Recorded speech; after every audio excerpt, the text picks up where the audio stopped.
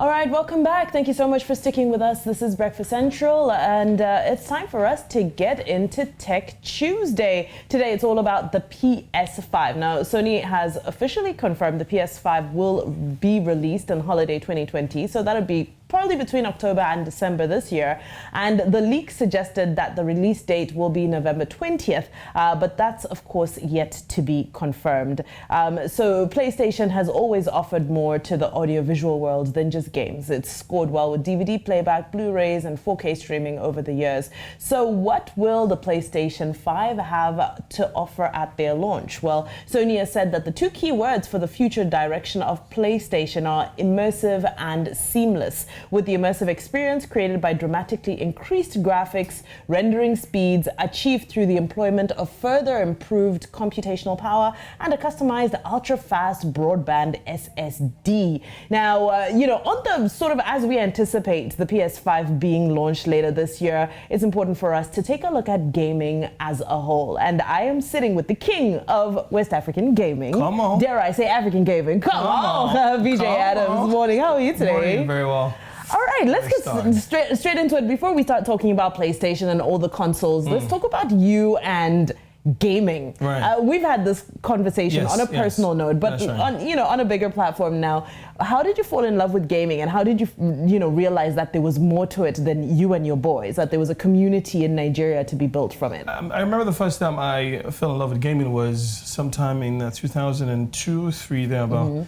I was going to have a haircut, and the salon had a little game console where you could play video games while you're trying to have a haircut. And I realized that there were a lot more people trying to play video games than trying to have a haircut. And I was very young. Yeah. So when my dad asked me if I wanted to do a business, what would it be? And I thought it would be video games. And he gave me money to get a console and a TV. And I started from there and expanded to run a game center. Incredible. Since 2004. So yeah, doing the celebrity video game challenge thing, all of that excitement came from me running a game center myself. And I've been able to do that 4 times. Last year was pretty massive, over 4,000 people in attendance. It just gets bigger and bigger every single year. Okay, so for those who are living under a rock, may have missed it, what's the essence of the Celebrity Video Games Challenge? I realized that a lot of times when people meet celebrities, you meet them in their whole working atmosphere. So they're either performing or they're just doing their jobs when you meet them at these functions. You've never really had the chance to hang out with them. It was why I chose to do it that way. So your fans play against celebrities play against each other. There are board games, music performance. It's just a total vibe of a great atmosphere of game lovers, and people just want to have a great time. Okay, now talking about gaming, are you a PlayStation fan or an Xbox fan? I feel like I know the answer to this, but what is your console of choice? Okay, so console of choice, because I'm into gaming per se, I use both. So when I play combat games, I play them more on Xbox. But FIFA, I play it more on PlayStation. Okay. But again, in this part of the world, when I say part of it, I mean Nigeria to be specific. A lot of people are into PlayStation. I think because it's a little more accessible, and in the operational value, it's pocket friendly. People can work around it, like that better than Xbox. Xbox is prime, it's premium. But you need to have a certain level of financial stability to.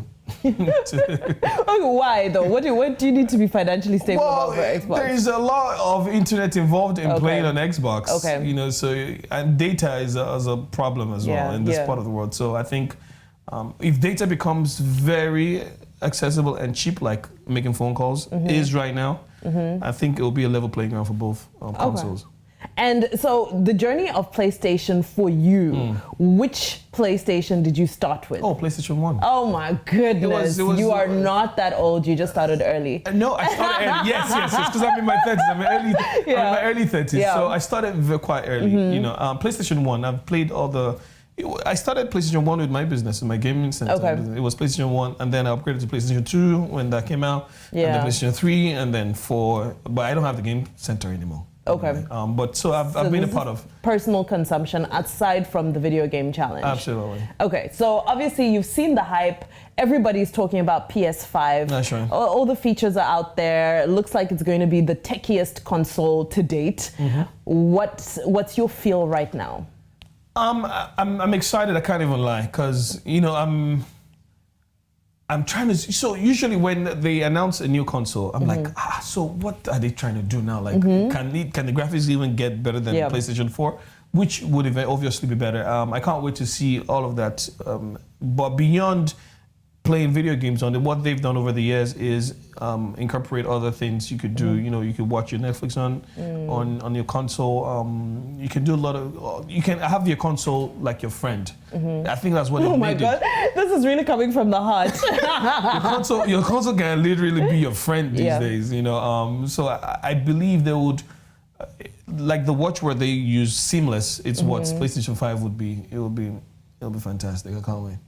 And then as a community tool, in a city like Lagos, in a country like Nigeria, do you find that the trend is more that PS5 will drop, everybody's gonna get theirs, or PS5 will drop and we're all gonna sort of like hang out with our friends who have it for a little while until eventually, the price decreases and it's more accessible? What's the culture with regards to like the new console dropping? Everybody's gonna be, so we're gonna be at your house basically. So the game enthusiasts will get it first. So me, a few other people that are into gaming per se would get it. So what I say usually is about interest and your financial stability. So when a new mobile phone comes out, some people are pre-ordering, they're on it. Some people are like, well, whatever, I'm cool. My phone still works. I think it goes across board for technology generally. But for me, I'm getting it. I'm gonna pre-order. I'm gonna have it first. I like to have it first. Guy, you know what I'm saying? And obviously test and play. Plus, November is so like a gaming month. The last PlayStation 4 was released in 2013 November, November 15 thereabout. A lot of times, new CDs come out around September. September, November, and thereabout. So. It being released November again, it's no coincidence. And I'm like, okay, I understand it might still be compatible, but am I really gonna get the best out of it? Is PlayStation being lazy with this? Are they, how are you feeling about that as a gamer? Because I'm not a gamer, but I just feel like, don't be lazy, give me the new games. Well, what I think would happen is the new games will be available, but the old games from previous consoles, like they said, will be able to be compatible on this new console. It won't be excellent. It wouldn't be excellent? That's what I think. Okay. I think it won't be excellent. I think you'll be compelled to buy the new CD. You're so diplomatic. You don't want to say, guys, nah, it's whack. it wouldn't look like playing it on the consoles they came out from. Right? It won't. Because it's not geared towards that. So what are we doing with this? I promise you it won't. I think what they're just trying to do is trying to tell you, don't disregard of your old CDs. You can still have them on this. You can just buy this console. It might be a deliberate marketing strategy to keep their consumers. But beyond that, little experience I've had over the years with technology, you're better off having the new CDs built for the consoles, have them than use the previous ones. And having said that, does this mean that this market is plateauing? Are we getting to a point where we don't always, especially with gaming, you play something, unless you're really, really heavily invested and, then you probably want to download software. You don't really want to be buying new stuff all the time, right? Is this sort of a reflection of where we're going and where gaming could be going? And is Xbox going to find a way to capitalize off of this? So, what are some of your predictions? Absolutely. I think that the future of gaming would be you downloading them, because that already happens. I know quite a lot of my friends that don't buy CDs anymore, but I'm so. Are you old school? You want to see them stacked up in the pile I'm buying my on CDs. display? Yeah, you know what I'm saying. And again, like I said, there's a lot of online gaming right now, which it's going to be the future. You'll be able to absolutely download, play online. You might not necessarily have to buy CDs anymore, but that's going to take a while. We still would buy CDs. Okay, so it's going to be a while until you and your boys are playing FIFA together from your different houses via the internet. We're not there yet. No, we're not. We're not close. Okay. We're not in Nigeria. Maybe internationally, in many other countries abroad, perhaps. But in Nigeria, I doubt it.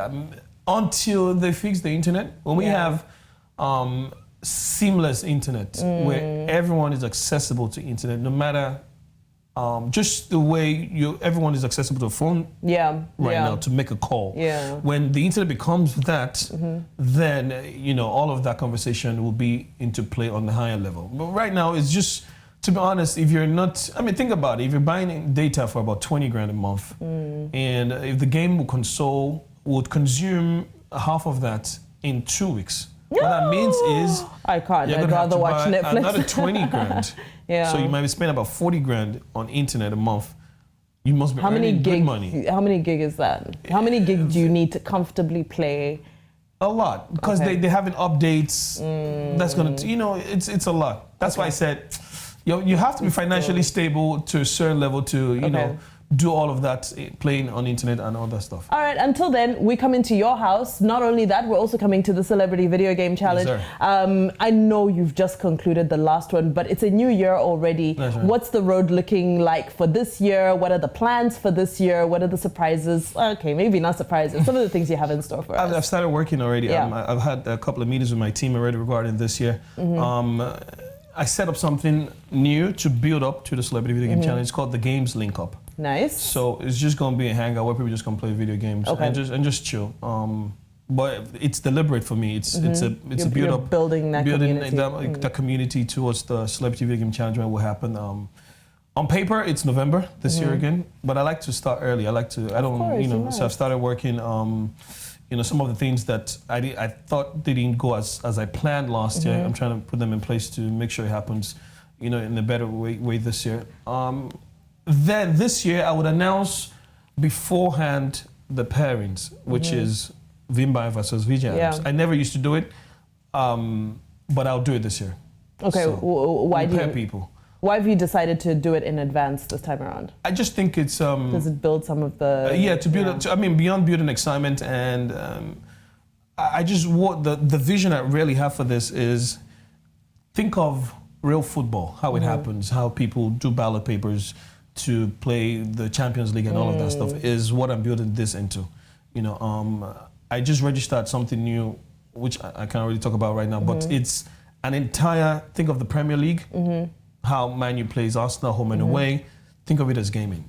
It's about time we had something like that on the continent. On that level. So I'm excited for what the gaming culture has become and what it would be in the next few years. Yeah, certainly. I mean, it's a multi-billion-dollar industry, one of the fastest-growing industries in the world right now, and I'm glad that you are leading this movement on the continent. Fine, data is still a little bit of an obstacle, but that can't last forever. No, things will get better. I mean, so what I usually would tell people is, at some point, owning a mobile phone was a big deal. Yeah. And then it stopped being a big deal.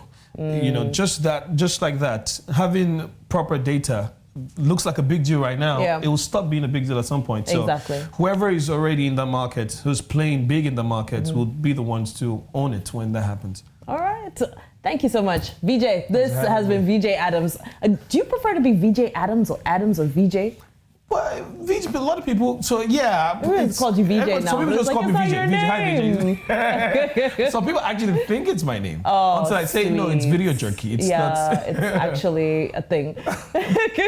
This has been awesome. Thank you so much for your time this morning. All right, that's VJ Adams telling us all about gaming in Nigeria and, of course, all the tech involved. The new PS5 is coming very soon, and he pretty much gave us all the scoop. I'm sorry if you missed it, honey. To watch more videos just like this, make sure you subscribe right here, and of course check out more videos right here.